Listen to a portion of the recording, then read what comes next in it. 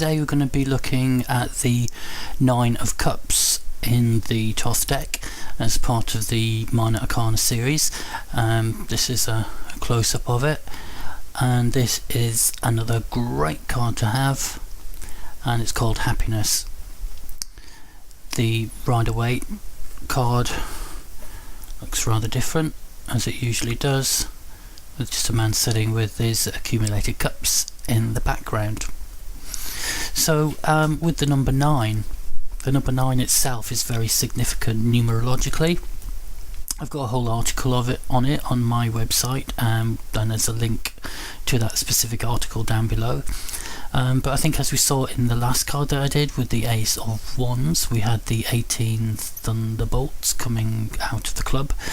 1 and 8 equals 9, and 9 is supposed to be a sign of spiritual completion or spiritual attainment, and this number does repeat a lot in the Bible. So we've got the 144,000 with the marks in their forehead in the book of Revelation. So you've got the 1 plus 4 plus 4 equals 9, and there's various other examples, biblical examples, that again I've got in my article there.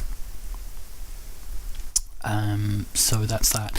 And also with the number 9, it can be said to be the end of a series, because it's the end of the single digit numbers, and therefore it's like the end of a cycle. This ties in with Crowley's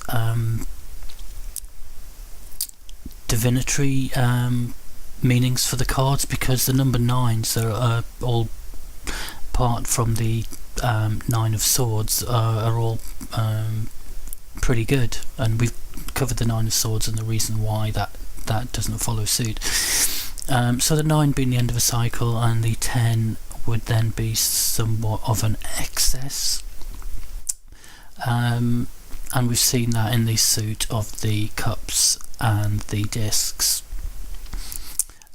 Also with the number 9, you've got 3 plus 3 plus 3 equals 9, and 3 times 3 equals 9. So you've got lots of repeating cycles within that. So very significant number.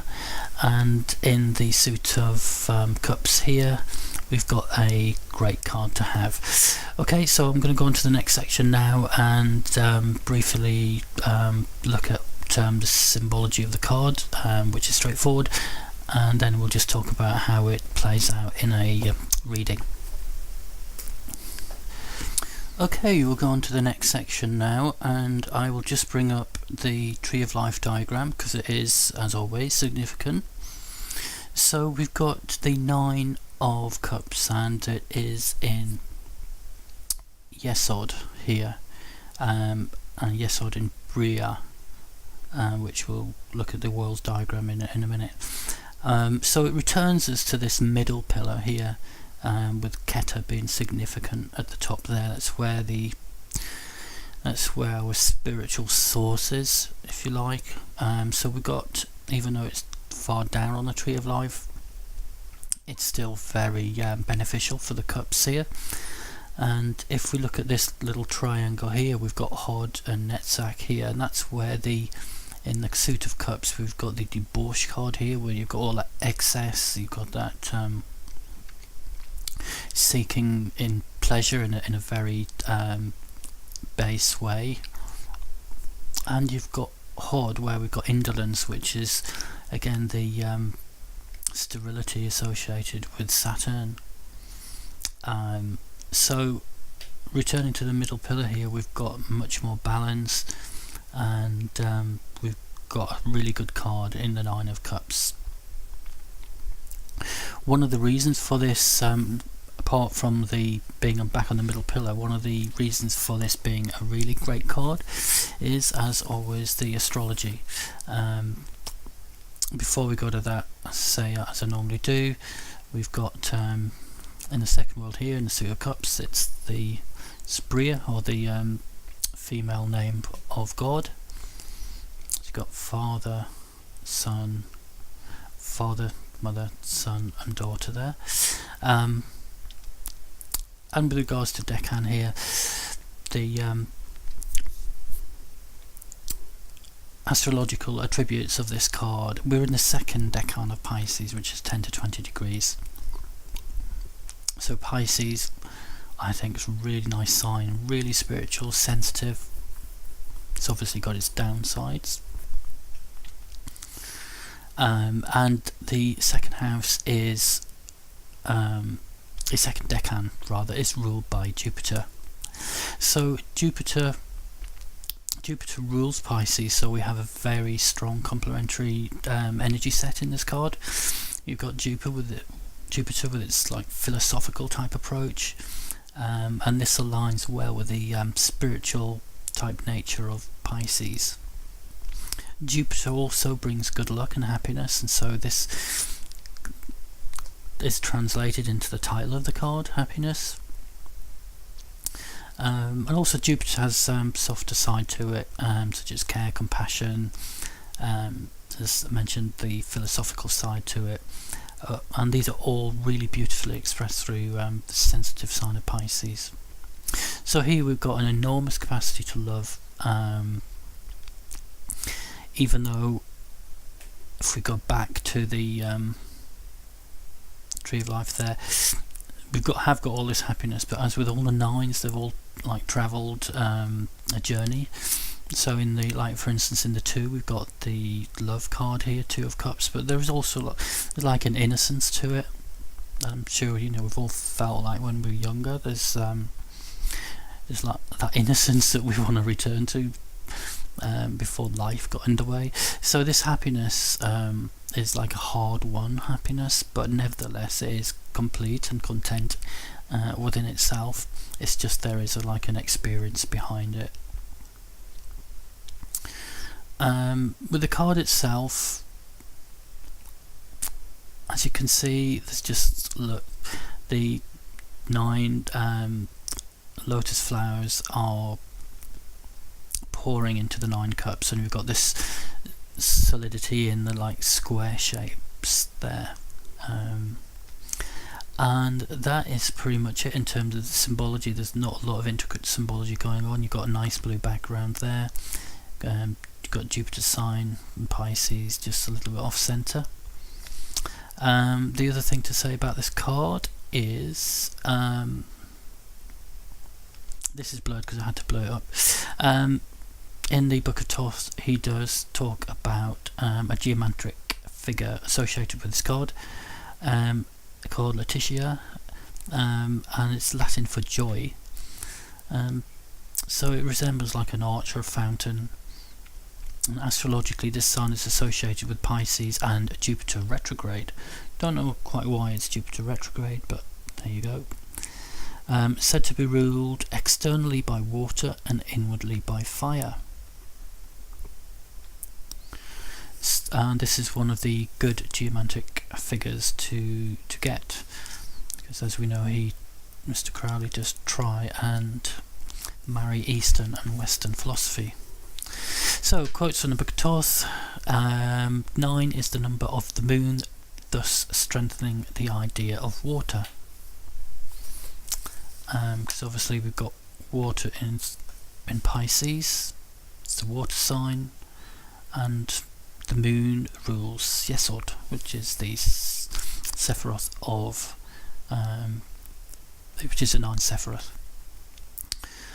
So, divinatory meanings, sometimes referred to as the wish card, things coming true that you've always wanted. So the card represents fulfillment, so things really can't get any better at the moment. And that's about it. So what we'll do, we'll look at this card in a spread in the last section to finish off. Hi, and on to the last section here. I forgot to mention previously about meanings for this card when it comes at reversed. So things associated with the reversal would be situations whereby we could be disappointed that our wishes are not materialising at the moment or as we expected. We could have unrealistic expectations. We could be not really actively pursuing what we really want to do. We're just hoping that it'll just like fall into our life and just unravelled without any effort from us. And it can also represent greed or a lack of concern for other people's needs and happiness. Okay, on to the just pairing it with a few other cards here. So things that can come up, if, for instance, as we normally do, if it comes up first in a Celtic cross there, then obviously that's a very good sign.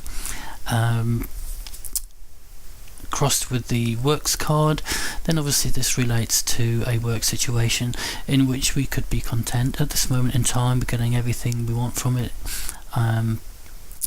lots of inspiration, and it could be that, or it could be that the job itself will unravel to be that. So depending on other cards in the reading will depend on whether it's present or in the future. The Nine of Wands, again, I really love that card. It's all about digging deep into your subconscious. So again, as we were talking about the reversals and just expecting it to just like happen, well, it doesn't always happen that way, and quite often it doesn't. So again, this would indicate that we have travelled quite a long journey, and we've had to pull on a lot of our inner resources to fulfill the potential of the 9. And again, this is mirrored with the 8 of discs there, and that's all about cultivating something over a long period of time. 5 of discs, 5s are always difficult, and it could be that our worries are getting in the way of our happiness. So the happiness card also relates to being in the moment, because the past is gone, the future's coming. There is really only the moment. So if we've got a lot of concerns, we might not be living in the moment enough. And we can go through various other cards, such as, again, we've got the 8 of Wands, swiftness, and that could be that we try to hurry the situation, we're trying too hard sometimes. Swiftness can also mean taking an opportunity as and when it arises and not hanging around. So again, that's a double-edged sort of meaning to that card, and we need to look at other cards to see in which way the energy of this card is flowing for that. And things again, like, let's see, you've got the 7 of Swords, again, that is self-doubt getting in the way of happiness. 4 of Cups, I'll probably make this the last one because we've done so many cards now. So 4 of Cups is hinting on excess. In other words, we're sort of maybe sitting back and not really pursuing our goals actively enough. We're a little bit lazy. So that's really the way this card sort of pans out. It could also mean that we've accumulated what we want, and now we're just sitting back a little bit too much and just reveling in it.